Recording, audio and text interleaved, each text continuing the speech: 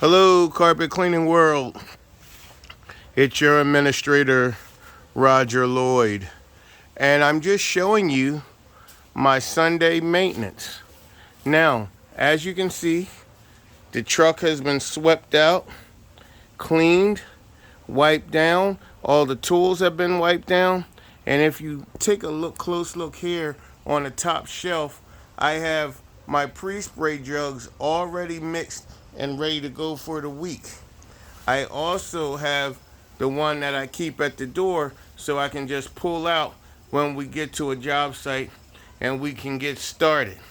But all of my tools, my CRB, both of my Rotovacs, my towel and grout tool, everything has been wiped down and it's ready for what?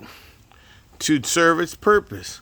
I don't want to wait till Monday morning until my employee gets here and then have all this work to do. The water tank's full, the Rotovacs are ready, the pre-sprays are ready, and all my tools, my wands.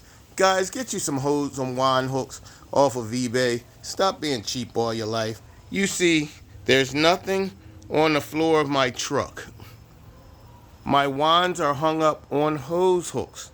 These hooks right here. They go right on your chemical shelf.